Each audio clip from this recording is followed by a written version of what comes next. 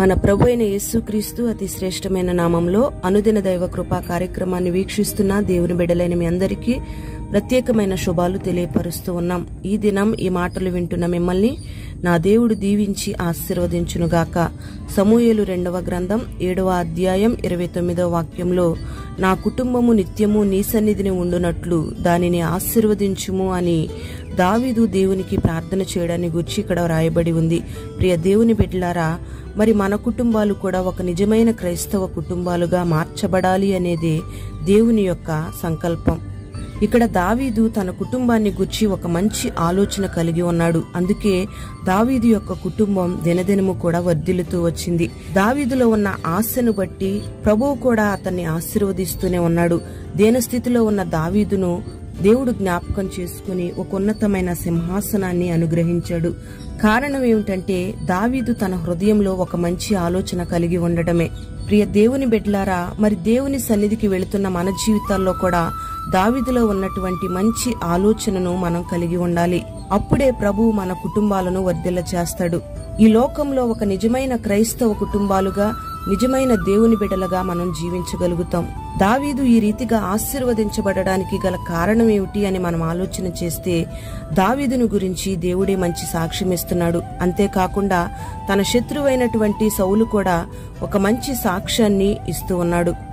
మరి ఈ దినాలలో అనేక మంది క్రైస్తవులు అనబడుతున్న వాళ్ళు సంఘానికి వెళ్తున్నారు. మరి సంఘానికి వస్తున్న నీ జీవితంలో నీ కుటుంబం వర్ధిల్లాలి అంటే, నీ సమస్యలన్నీ కూడా తీర్చబడాలి అంటే, మొదటిగా ఈ లోకంలో నువ్వు దేవుని బిడ్డగా ఒక మంచి సాక్ష్యాన్ని సంపాదించుకోవాలి. దేవుని దగ్గర, మనుషుల దగ్గర కూడా నువ్వు ఒక మంచి సాక్ష్యాన్ని పొందుకోవాలి. అప్పుడే నువ్వు నీ కుటుంబం ఒక నిజమైన క్రైస్తవ కుటుంబంగా పిలువబడుతుంది. మరి ఈ దినాన మనం గమనిస్తున్న బాధాకరమైన విషయం ఏమిటంటే, ఈ దినాన అనేక మంది క్రైస్తవులు అనబడుతున్న వాళ్ళు, దేవుణ్ణి ఆరాధిస్తున్న ప్రజలు ప్రభువు ఎదుట మంచి సాక్ష్యాన్ని సంపాదించుకోలేకపోతున్నారు. మనుషుల ఎదుట కూడా ఒక మంచి సాక్ష్యాన్ని సంపాదించుకోలేకపోతున్నారు. పరిశుద్ధ గ్రంథంలో యోహాను సువార్త 4వ అధ్యాయం 39వ వాక్యంలో ఒక స్త్రీని మనం గమనిస్తే, ఆ స్త్రీ యేసయ్య వద్దకు వెళ్లి తన జీవితాన్ని మార్చుకొని తర్వాత తన గ్రామంలోకి వెళ్లి అనేక మంది ఎదుట తన్ను తాను కనపరుచుకొని ఒక మంచి ప్రవర్తన ప్రవర్తించింది. దాన్ని బట్టే యేసయ్యందు అనేక మంది విశ్వాసం ఉంచారు. ఒక నిజమైన క్రైస్తవ బిడ్డ, ఒక నిజమైన క్రైస్తవ కుటుంబం అనడానికి గుర్తేంటంటే, వారి జీవితంలో వాళ్ళు సంపాదించుకున్న మారు మనస్సు అనుభవమే. దేవుని సన్నిధికి వెళుతున్న వారు ఎవరైతే మారు మనసు కలిగి జీవిస్తారో వాళ్ళు దేవుని ఎదుట మంచి సాక్ష్యాన్ని సంపాదించుకుంటారు. అలాగే దేవుని నామానికి మహిమకరంగా జీవిస్తారు. నీలో నిజమైన మారు మనసు లేకపోతే నీ కుటుంబం ద్వారా, నీ ద్వారా లోకంలో దేవుని నామం దూషించబడుతుంది. దేవుని నామానికి అవమానం కలుగుతుంది. నువ్వెప్పుడైతే దేవుని నామానికి మహిమకరంగా జీవిస్తావో అప్పుడు నీ కుటుంబం వర్ధిల్లుతుంది. ప్రభువు నీకు దావీదుకు తోడై ఉన్నట్టుగా తోడై ఉంటాడు. దావీదు ఎదుట ఏ శత్రువును దేవుడు నిలవనివ్వలేదో ఆ రీతిగా నీ ఎదుట కూడా ఏ శత్రువును నిలవనివ్వడు.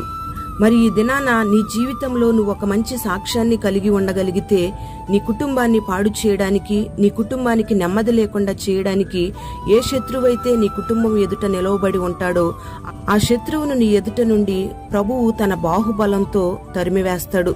నీ ప్రతి సమస్యను నువ్వు జయించేటట్లుగా దేవుడు చేస్తాడు. ప్రభువు నీకు తోడై ఉంటాడు. అందుకే నువ్వు ప్రభు పక్షంగా నిలవబడి ప్రభు ఎదుట ఒక మంచి సాక్ష్యాన్ని సంపాదించుకోగలిగితే ప్రభువు నీకు తోడయుండి నీ కార్యాలన్నిటినీ కూడా సఫలం చేస్తాడు. మరి ఈ లోకంలో క్రైస్తవ బిడ్డగా జీవిస్తున్న నీవు నిజమైన మారు మనస్సు కలిగి జీవించినట్లయితే, అన్యజనులకు మాదిరికరంగా నీ జీవితాన్ని మార్చుకున్నట్లయితే ప్రభువు నిన్ను గూర్చి సంతోషిస్తాడు. అన్యజనులందరూ కూడా నిన్ను బట్టి ఆశ్చర్యపడేటట్లుగా దేవుడు చేస్తాడు. ప్రియ దేవుని బిడ్డ, దేవుని సన్నిధికి వెళుతున్న నీ జీవితం అనేకులకు ఆశ్చర్యకరంగా, మాదిరికరంగా ఉండాలే గాని నిన్ను చూసి అన్యజనులు అపహసించే విధంగా ఉండకూడదు. వాళ్ళు నిన్ను చూసి హేళన చేసే విధంగా ఉండకూడదు.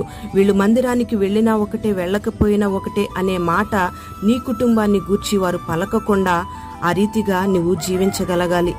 మరి ఆ రీతిగా ప్రభువు నీకు సహాయం చేయాలని నువ్వు ప్రార్థన చేసుకోగలిగితే నిశ్చయంగా ప్రభువు నీకు సహాయం చేస్తాడు.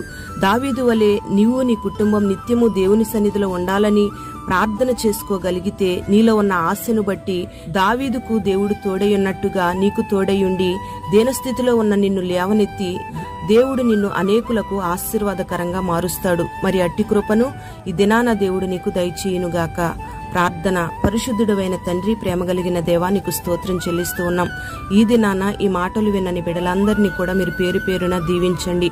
దావీదు తన కుటుంబాన్ని గూర్చి ఒక మంచి ఆలోచన కలిగి నీ సన్నిధిలో ఉండాలని ఆశపడి దాని నిమిత్తమే ప్రార్థన చేసినప్పుడు మీరు దినదినము దావీదు కుటుంబాన్ని వర్ధిల్ల చేసినట్లుగా మీరు మాకు తెలియపరుస్తూ ఉన్నారు. ఈ మాటలు వినని బిడ్డలందరూ కూడా నీ ద్వారా సాక్ష్యం సంపాదించుకునేటట్లుగా, మనుషులందరి ద్వారా మంచి సాక్ష్యాన్ని సంపాదించుకునేటట్లుగా నీ బిడ్డలకు కృపను అనుగ్రహించండి. నిజమైన క్రైస్తవ కుటుంబాలుగా ప్రతి కుటుంబం జీవించడానికి మీరు సహాయము చేయండి. నీ బిడ్డలను బట్టి అనేక మంది నీ వైపు త్రిప్పబడడానికి మీరు సహాయము చేయండి. ఈ లోకంలో అన్యజనులకు హాస్యాస్పదంగా ఏ ఒక్కరూ ఉండకుండా అనేక మంది అన్యజనులకు ఆశీర్వాదకరంగా, ఆశ్చర్యకరంగా ఉండేటట్లుగా మీరు సహాయము చేయండి. అట్టి సాక్షి జీవితాన్ని నీ బిడ్డలకు మీరు దయచేసి దావీదులో ఉన్న ఒక మంచి ఆశను, ఆలోచనను నీ బిడ్డలందరికీ మీరు కలుగు చేసి ప్రతి కుటుంబాన్ని దీవించి ఆశీర్వదించి మహిమ మీరు పొందుకొనమని యేసు పేరట వేడుచు ఉన్నాము తండ్రి. ఆమేన్.